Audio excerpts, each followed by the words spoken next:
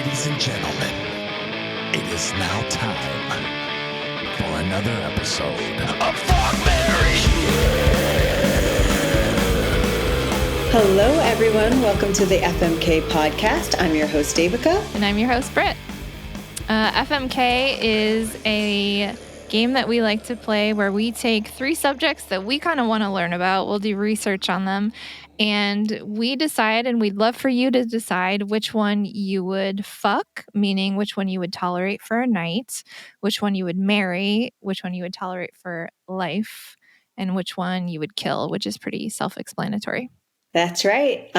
So I'm excited for our topic today. It's a little bit, it's heavy in some ways, but in a light forum. So I'm excited to chat with that. But before we get there, we were talking about lip gloss, and I really wanted to continue that conversation. Okay.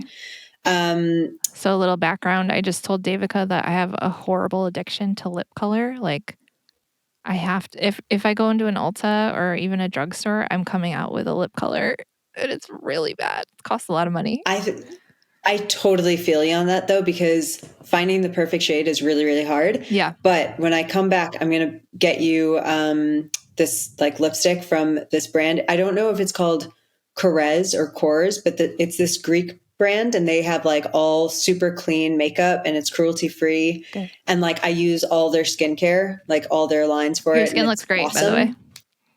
Thank you. It's also the lighting for a really good lamp, and but I'll bring some back. They have really, really good lipstick. Thanks. I could not be more excited about that because that's my love language is lip color. Yep. I'll bring you some. Thanks. So what are you drinking today? Oh, I was not very creative this week, but I do want to tell you guys how much I love this drink that I discovered. I'm probably way behind on discovering it, but it's like, you know how White Claws are so popular? They're okay, in my opinion, but I've really gotten into gin lately, and I discovered long drinks. It's a Finnish drink. And more and more bars are carrying them, but not enough. And I wish more would. And it's this one is the zero sugar one. They also have full sugar. They have cranberry. This is citrus flavored. It's so refreshing and good. And it's gin instead of malted liquor, which I hate. So it's not a very exotic choice this week, but I'm a little bit obsessed with it. And it's my favorite easy drink to have. Well, I got to find it because, I mean, if it's, European, it's got to be over here. So, yeah. I love it. So Cannoli's boyfriend, Cannoli's my dog. Cannoli has a boyfriend? She has a boyfriend. Like, she's fully in love. Okay. Like, we're thinking about getting them married because they're just so in love with each other. That's adorable. But his mom human mom is from Finland. So I'm going to ask her about this. Aww. Yeah, it's good times. I'm drinking red wine again from Alentejo.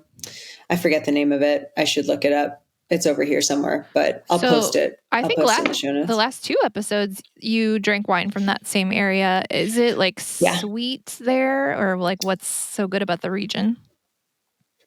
Well, I think the kinds of red wine that I like in Portugal. The Alentejo ones are a bit, so I don't like when it's like tart, like I don't like tartness in wines. I like when it's a bit smoother. And I don't know the best way to describe it. I feel like I always mess up describing it. The two big wine regions here are Alentejo and Douro Valley. Okay. And Douro has really good white wines. Like I really like their whites, but yeah. Okay. So then you would really, really like it. Yeah. With reds, it's a bit hit or miss. I've had some fantastic reds that I really enjoy from Douro, but sometimes they're just a little too like tart for me, like a little too sharp. Got it. Yeah, I can't drink red wine anymore. The whatever crap they put in it in America, like I don't know if it's the sulfates or all the preservatives. I get the worst headache in the world. But then when I've gone to Europe, Portugal or Spain or wherever, I'm absolutely fine. I can drink a ton of red wine and I'm fine. When are you coming to Europe again? Huh? When are you coming to Europe again? I know. We need to plan a trip because I'm ready. Yeah. I just sold a house. We're closing in a few days. I don't know when this episode's going to come out, but we close in a few days. So I'll finally have like liquid traveling money. Yeah. Congratulations. Thank you. I'm excited. That's awesome. Yeah. That's awesome. And I have some sweet. other good news. No, go ahead. Yeah. I Hit just me. interviewed with the PGA Tour. So I So cool. yeah, To do what? they're building these really cool new studios. So basically they have like these really nice sound stages, and they built their own movie studio just for the PGA Tour, which is really cool. And I applied to a job to direct their like live sports center stuff, but I don't have a lot of live Sweet. experience. So it wasn't quite a match, but then they were so nice. They called me back from their scripted content department, and they're like, we would like you to be on our freelance director roster. So when they have sponsors come in, I'm one of the directors they can choose from to make like a commercial for, say, Omni Hotels or whatever, and the PGA Tour. So I'm really excited. That's so exciting. Yeah. Congratulations. Thanks. That's great. And I can still freelance, That's which is nice. So awesome. I can do real estate and, still shoot TV shows. And I'm not like having to go to an office every single day, which I don't think I would survive. I've never had to do that. And I don't think I could do it. Yeah, I did it for a very long time. Yeah. Very long time. But now my life's a little bit different. Yeah.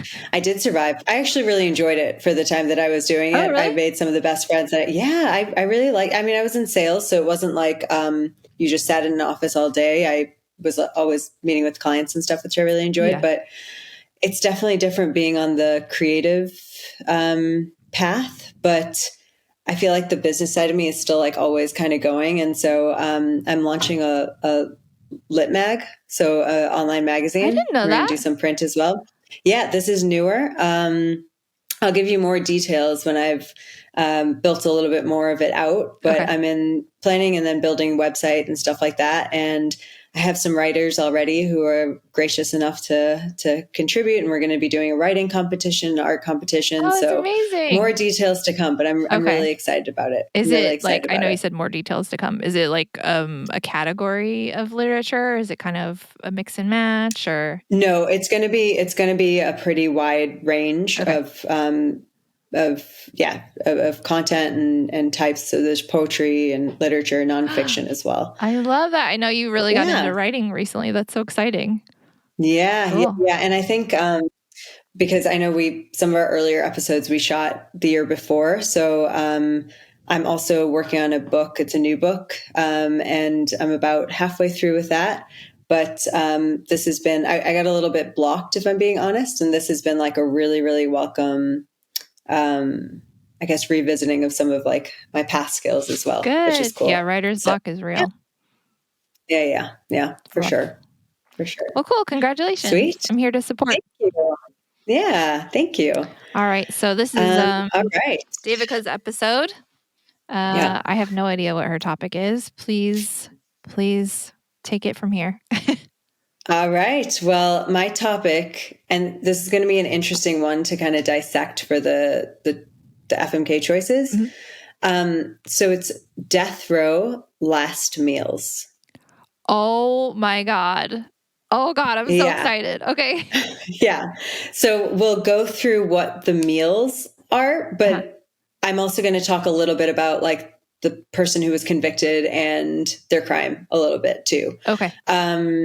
So it's a little bit of both, and I'm still kind of up in there on how I want you to deliberate, but right now in my mind, it's like 50-50. So you have to like 50% the food like choice. Judging the criminal and the food choice? Yes. Okay. And then it's going to be at the end of the day, like, what do you value more, I guess. God. I don't know. Okay. This is going to be hard. I need a drink. Okay. Yeah, definitely take a swig. I'm going to do the same.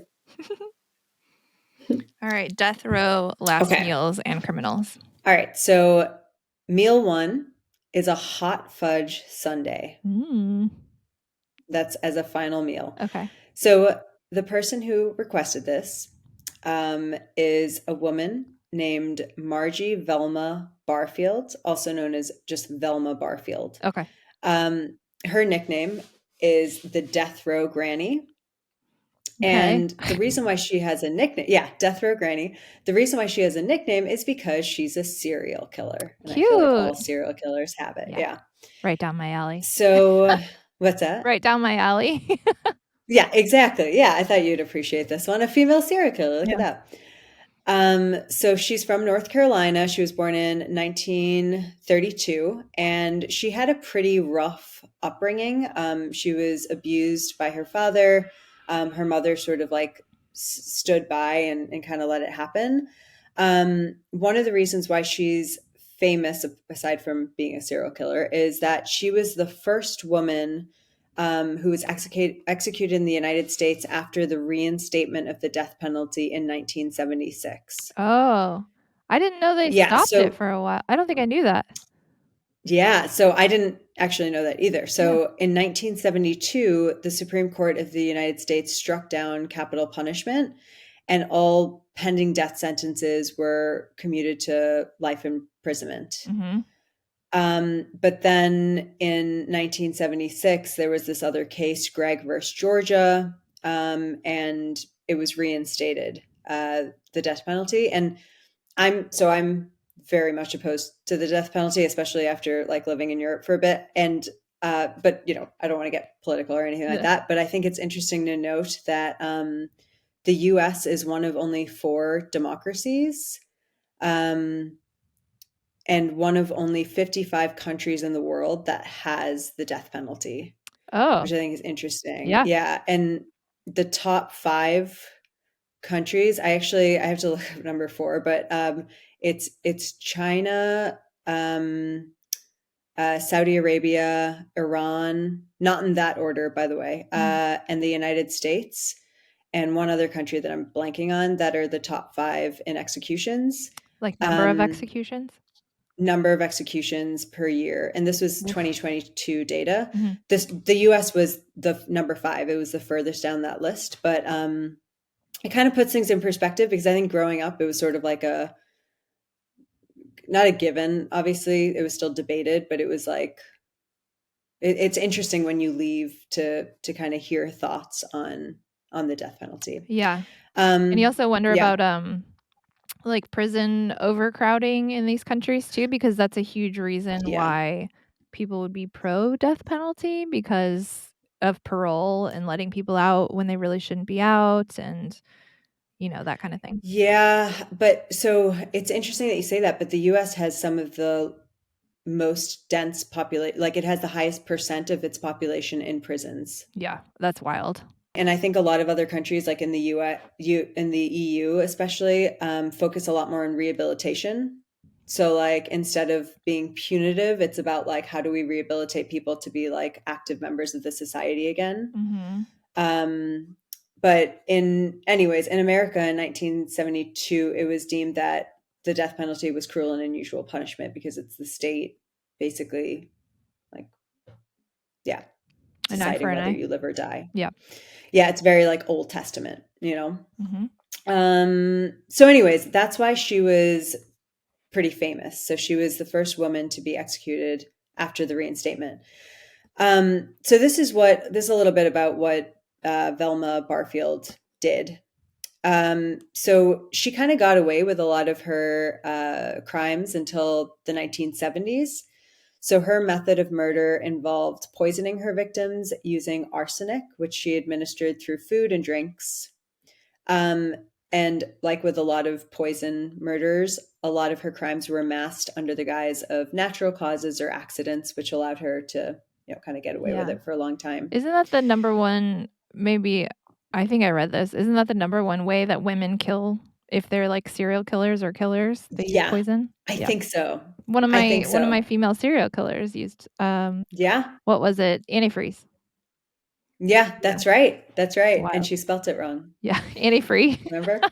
Antifree. Yep. Cool. All right. I'll never forget that. What a bitch. All right. So these are some of her victims. So her first victim was her own fiance. Okay. Jennings Barfield. So his death was attributed to heart failure, but it was later revealed that Velma had poisoned him with arsenic. And then one thing that I want to point out here, because I thought it was kind of interesting. So she had a really rough background. We kind of knew that, but also she had to get a hysterectomy at some point in the marriage, and she got hooked on like pain medication. Okay. And some sources kind of mention that because, it might come into play a little bit later on. That's sad, though. Yeah. Yeah, it is. So she kills her fiance, and then in 1974, Velma kills her own mother, Lillian Ooh. Boulard. Yeah, Oh. so she goes, yeah. You don't hear So you don't she hear of starts him killing taking other care of women her. much, do you? Yeah. No. So her mother's death was also believed to be due to natural causes, but later it was uncovered as another instance of arsenic poisoning. Okay.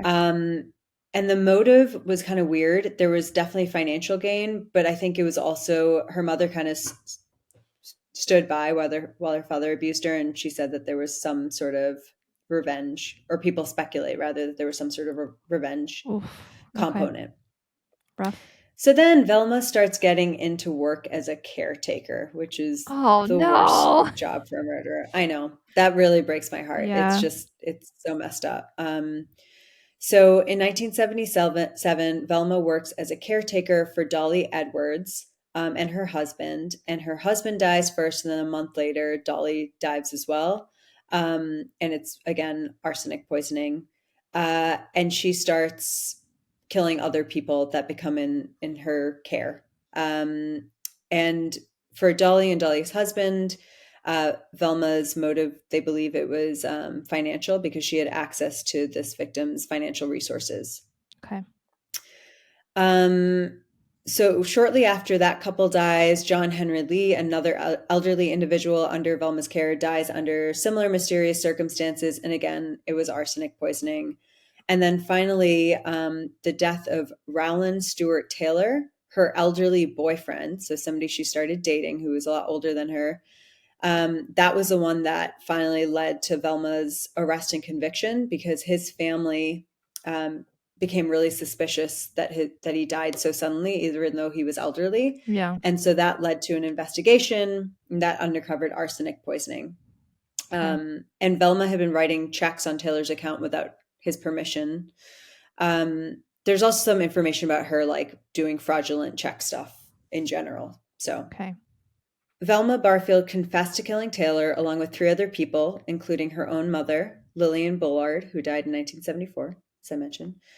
Her confessions brought to light a series of murders over several years. And then during her trial, Barfield's defense highlighted her very troubled background, including a history of prescription drug abuse and traumatic experiences. There were also there was a psychologist, or psychiatrist rather, who thought that she had multiple personality disorder, and that she, like, another personality took over and and did the murder because of all of her past trauma. Mm-hmm. It was triggered by it, and apparently, like, the judge at the time said something like, "I don't care which one of her did it, like, she still did it." So I mean, yeah. yeah, I believe, yeah, she did it. yeah, she did it. Whatever personality it was, she did it. Yeah, I think they were trying to like do, what's that defense? The criminally insane, Yeah. or like do the insanity plea. Yeah. I was watching a documentary recently that said multiple personality disorder is like really, really rare, but a lot of Mm-hmm. people use it as a defense. Yeah, Like way more yeah, than it occurs. yeah. Because like there's a lot of people who like don't believe it exists. There's a lot of people who thinks it's under, not prescribed, but underdiagnosed, and then some Mm-hmm. people who just, yeah. I mean, either way, it is really, really rare, right? Yeah. I'm Like sure it's hard to it's not prove. like a common So, thing, and very hard to prove.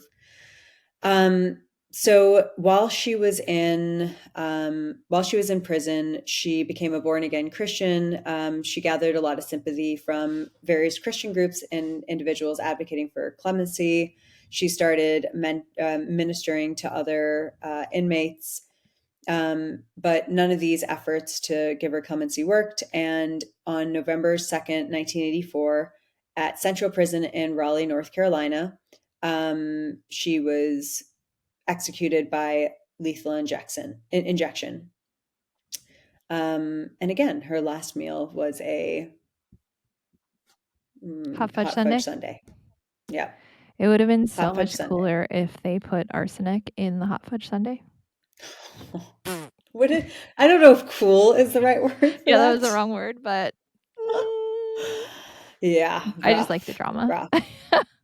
Yeah.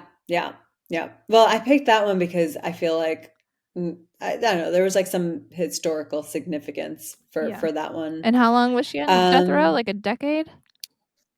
Yeah, a while, because it was 1970. Yeah, I think it was like 1976 or something that or 1979. I got to look that up. Okay. 1978 is when she got like convicted. And then she was killed in 1984. Okay. Mm-hmm. Yeah. Okay. That's a long time. Yeah. It's a long time. Yeah. All right. Velma's cool. Hot Fudge Okay, Sundae. so that's Got number it. 1. Velma's Hot Fudge Sundae. Okay. Okay. The second one, meal number 2, is candy. Okay. Just straight up candy. So candy was ordered by Chauncey Millard, who was one of the youngest people to be executed in Utah, and he was shot to death. So some sources say he was shot to death. Some sources say he got the chair. I'm not sure. Okay. But it was in 1869, so it was a long time ago. Shooting would have been plausible. What's that? Shooting would have been plausible back then. Yeah, I think that's probably more plausible, right? Yeah. I don't know. I don't know when the electric chair started, but yeah. Okay. And it was also like out in Utah, so it's like still kind of Wild West. Yeah. You know. So there's not a lot of information of his life pre all of this. He was just kind of a drifter. He may have even made up his name. He's out in the West. It's Wild West. But he was on a job and he ended up killing one of his colleagues. Then he was on the run after that happened. And the lawman Orrin Porter Rockwell, who is pretty famous. I'm not going to get into him too much, but he was like buddies with John Smith, who is the gentleman who started the Mormon Church, you know? Mm-hmm. So he tracked and captured Chauncey Millard. So he caught him. You said he was on a job? No, so Chauncey Millard was on a job and then he killed his colleague, like some wagon, like delivering wagon loads of supplies and food from Salt Lake City to other mining camps. Got it. So he was on a job doing that. Okay. Yeah. And he killed his coworker, and the coworker's name is Harlan Sweat. Okay. And then the guy who was friends with John Smith, the lawman Rockwell, he was the one who caught him. Got it. So he caught Millard. Yeah. So there was an eyewitness to the crime, and Millard also just confessed. So it was a pretty quick trial, and it resulted in the death penalty. Okay. So the execution was scheduled to take place just a few weeks later in January of 1869, and he didn't have any friends or family. So reportedly, he accepted an offer to sell his body to a doctor for a pound of candy. Yeah. And yeah, I mean, what are you going to do? I mean, I know bodies were very like sought after for medical research back then, big time. Yes. There's so many stories about that. Yeah, and actually it wasn't uncommon for criminals to like make these deals with doctors in the area. All right. So yeah, so he was actually reported in the newspaper in at least one of the newspapers of the day that Millard was eating candy as he was like about to be shot or electrocuted, like while he was getting electrocuted, like right before he had like a mouthful of candy. He was. Does still, it say like, what kind of candy? Pound. So one source said some sort of chocolate, but outside of that, I don't know. Okay. I'm gonna find it. So he killed one person. He killed one person, but here's where it gets a little weird. So I guess sometimes doctors would use the skins and make like leather out of them and to like hold their medical like their tools. That's some Nazi shit. It was very weird. So today, roughly a square foot of Millard's skin is mounted and displayed in a framed showbox. No. And it looks, yeah, there's pictures of it, and it looks like a piece of leather tanned long ago. Where is this? In Utah.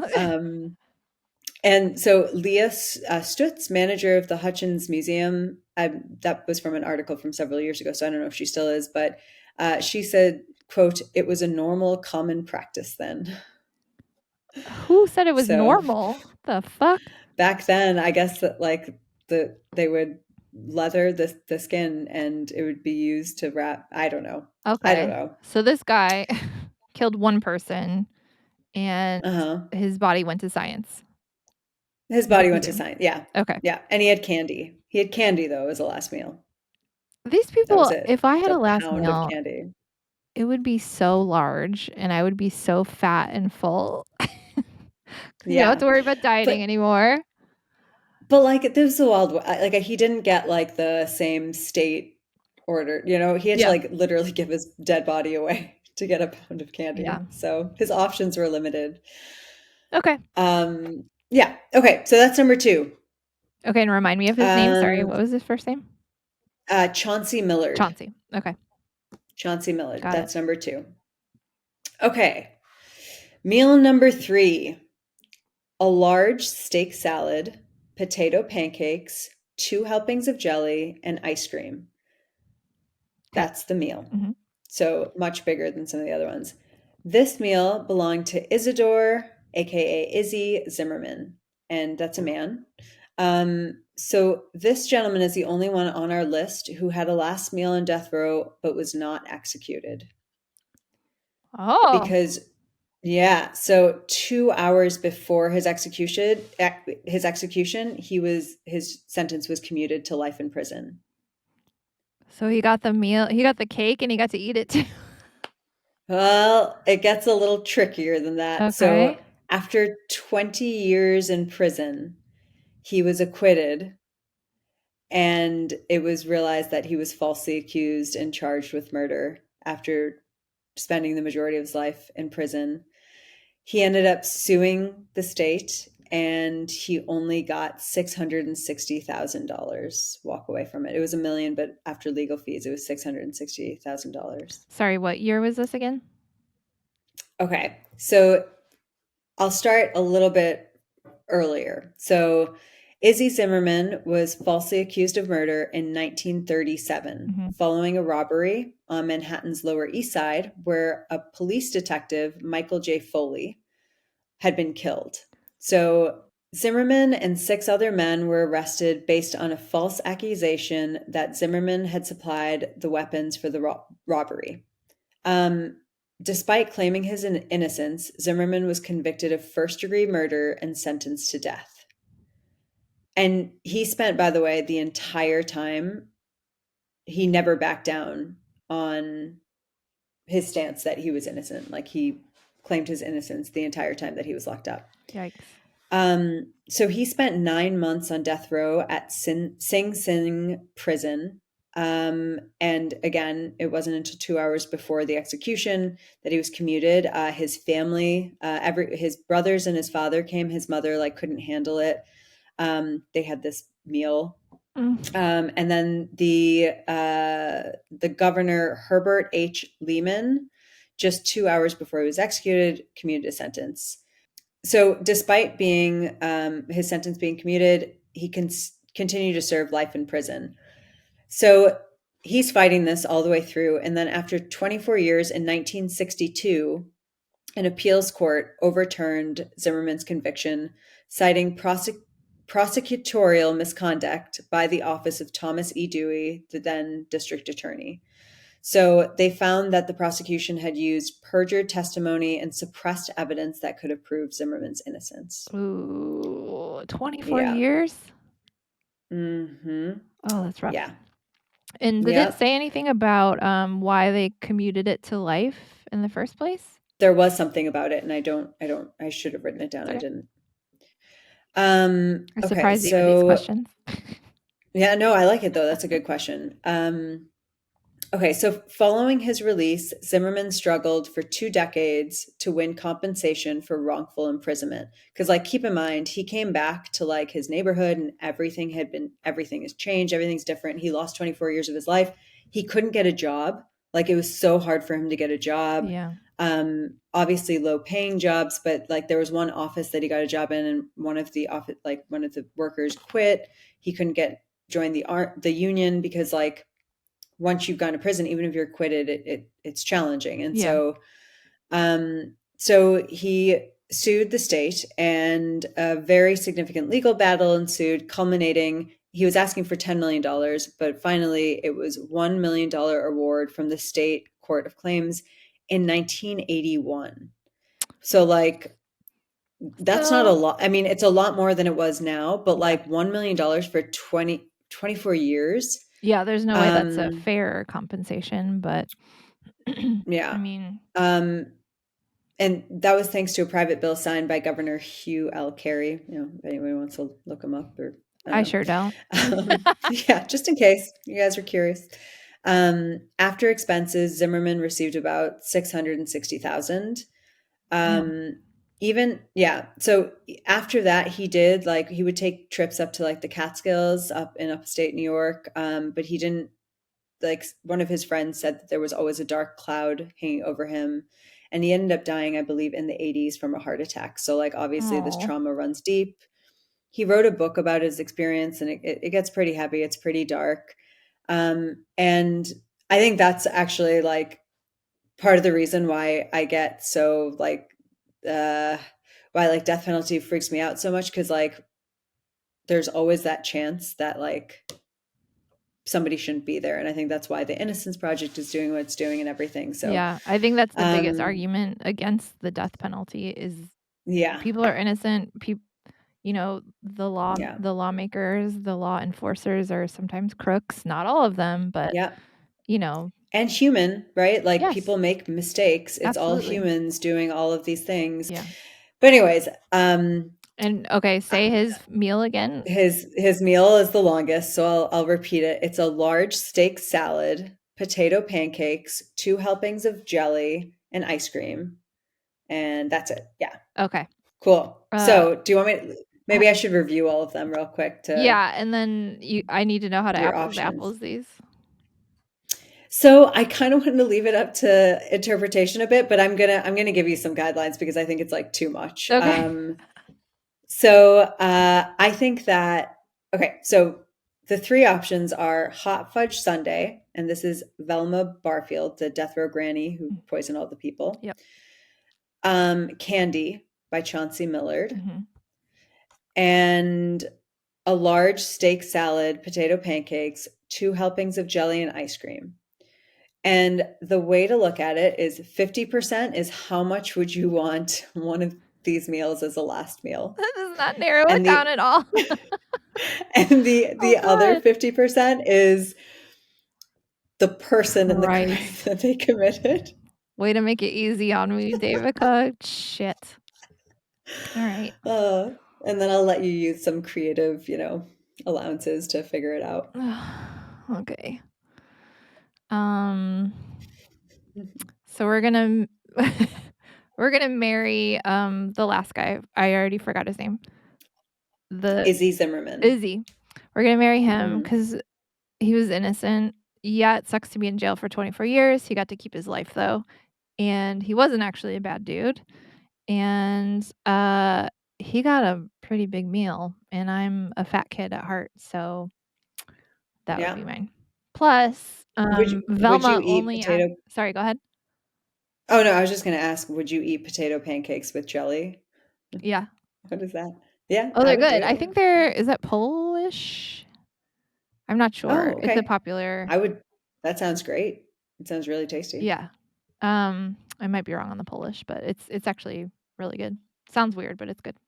I also choose him because Velma had just ice cream and he had ice cream and a bunch of other shit, which is way better. True. We're going to kill the serial killer who only chose ice cream. That makes that easy. Also, ice cream gives me tummy aches, so Oh, I didn't we're know gonna that. kill her on Okay. all accounts. I still have ice cream, but it gives me tummy aches because I'm sensitive. Yeah. You can't give up ice cream. That's ridiculous. I don't. And then what does that leave? Fuck, kill, marry. The Yeah. candy So guy. I'm killing Chauncey. Velma, and then we'll fuck Chauncey because he only killed one person, which is better than a serial killer. Yeah. And who doesn't love chocolate candy? Yeah, that's true. Other than dogs. That's true. Yeah, they can't have it. They might love it, but they can't have it. It wouldn't be good for them. Yeah. So marry Izzy, kill Velma, and fuck Chauncey. Oh, Chauncey. Yeah. Oh, Chauncey. I'm pretty much on the same page. And so I think Mary was pretty easy, right? Yeah. Because it's like this innocent guy, he's got like a steak salad. Come on, this Innocent guy with a great meal choice. with a great Who meals wouldn't choice. marry And him? so I actually I don't know if you know this because it's been a while since we talked about it, but I don't eat mammals anymore. Oh, I didn't know So that. like since last summer, yeah. So I Okay. stopped eating like beef and pork and all the other, and I didn't really eat any other, like I didn't ever eat like lamb or anything, Yeah. but I started eating animals. But I feel like if I'm on death row, it's like, all right, you know what I mean? It's not like I'm gonna be contributing You already to killed a human. You might the as well animal therapy. kill an animal. Yeah, it's like at this point, my value of life is, Yeah. um, All your morals out the but window. so yeah. No, I probably have more morals, like going into it. But it's like it's time to make peace. Got We it. better start turning stuff around. But yeah, so I would do the same there. I'm not a huge candy person, but like I just really Velma didn't seem like the greatest, and I feel Yeah. like she's been through a lot, but Yeah, when you made it the 50-50, I was like, that makes it yeah, easy. that makes it easy. Yeah. And we don't know how bad Chauncey was. Maybe he was worse. And, it was back in the 1800s in the West, nobody knows how many people actually killed or anything. So, That's true. There was but not a lot we of can't speculate. yeah, no security Yeah. cameras back then. No, it was so easy to get away with things. That's terrible. Even like in the 80s, it was so easy. There's so many totally. crime stories from the 80s and the 90s, really. Have you, there's that new show on, I think is it Apple TV? The one about like Manhunt? Is that on Apple TV? Have you heard of it? Not Mindhunter. It's called Manhunt. No, it's called Manhunt, and it's about it's about Abraham Lincoln, like the manhunt for John Booth Wilkes. Oh, I would watch that. But I haven't seen so it.